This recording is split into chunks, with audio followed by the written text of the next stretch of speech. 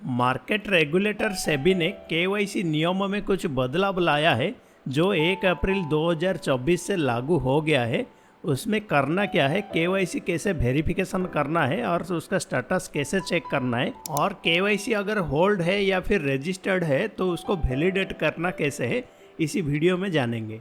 पहले ये जानते हैं कि अगर आपका केवाईसी वैलिडेट है तो क्या कर सकते हैं, अगर रजिस्टर्ड है तो क्या कर सकते हैं, और होल्ड हो तो क्या कर सकते हैं और क्या नहीं कर सकते हैं, चाहे किसी भी केआरए के अंडर आपका केवाईसी क्यों ना हो। अगर आपका केवाईसी वैलिडेट है तो आप किसी भी म्यूचुअल फंड की एएमसी में आप परचेज भी कर सकते हैं, रिडीम्शन भी कर सकते हैं, किसी भी प्रकार का ट्रांजैक्शन कर सकते हैं। अगर आपका केवाईसी रजिस्टर्ड है तो आप जिस फंड में इन्वेस्टमेंट किए हैं या जिस फंड हाउस में इन्वेस्टमेंट किए हैं उसी में ही ट्रांजैक्शन कर सकते हैं, और दूसरा कोई नया फंड हाउस में ट्रांजैक्शन नहीं कर सकते हैं। किसी नई फंड हाउस में या फिर नया एएमसी में आपको ट्रांजैक्शन करने के लिए आपको री केवाईसी करना पड़ेगा, यानी कि दोबारा केवाईसी करना पड़ेगा आपको। अगर आपका केवाईसी होल्ड है तो आप किसी भी फंड हाउस में नॉन फाइनेंशियल हो या फिर फाइनेंशियल ट्रांजैक्शन, किसी भी टाइप का ट्रांजैक्शन नहीं कर सकते हैं। सीमलेस ट्रांजैक्शन करने के लिए आपको री केवाईसी करना पड़ेगा।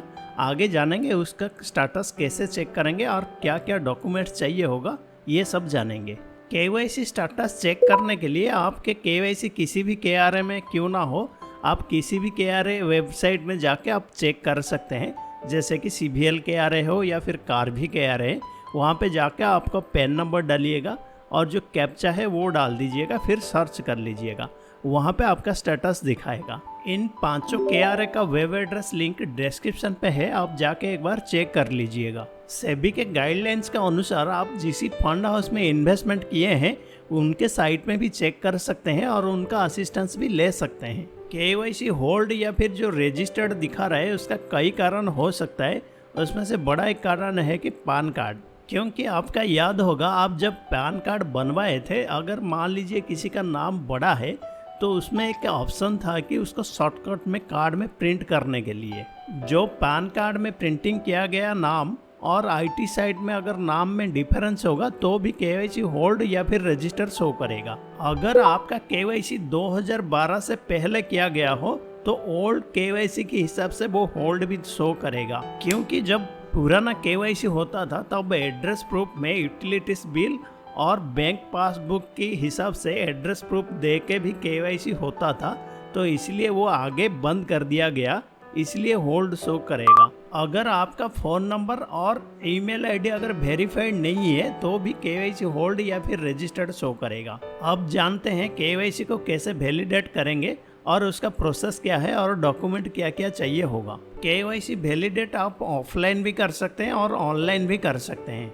ऑनलाइन अपडेट के लिए आप वैसे तो वोटर आईडी कार्ड को एड्रेस प्रूफ के तौर पर दे सकते हैं, बट प्रीफर कीजिएगा कि आधार कार्ड को ही दीजिएगा। आधार की वेबसाइट से ई आधार डाउनलोड करके या फिर मास्क वाला आधार डाउनलोड करके अपने पास रख लीजिएगा, वो आपको वैलिडेशन जब करेंगे तब काम आएगा। आप जिस फंड हाउस में इन्वेस्टमेंट किए हैं उनके वेबसाइट पे जाइएगा, वहाँ पे केवाईसी मॉडिफिकेशन और अपडेट केवाईसी का ऑप्शन आएगा, वहाँ क्लिक कीजिएगा। वहाँ पे अपना मोबाइल नंबर और मेल आईडी को वेरिफिकेशन कर दीजिएगा, और ये सब चीज़ अपना केआरए वेबसाइट पे भी कर सकते हैं, जैसे कि कार्भी के वेबसाइट में जाके वहाँ पे भी केवाईसी वैलिडेट कर सकते हैं। प्रोसीजर सेम ही रहेगा। Mobile number and mail verification के बाद आपका आधार वैलिडेशन का ऑप्शन आएगा, वहाँ पे क्लिक कीजिएगा।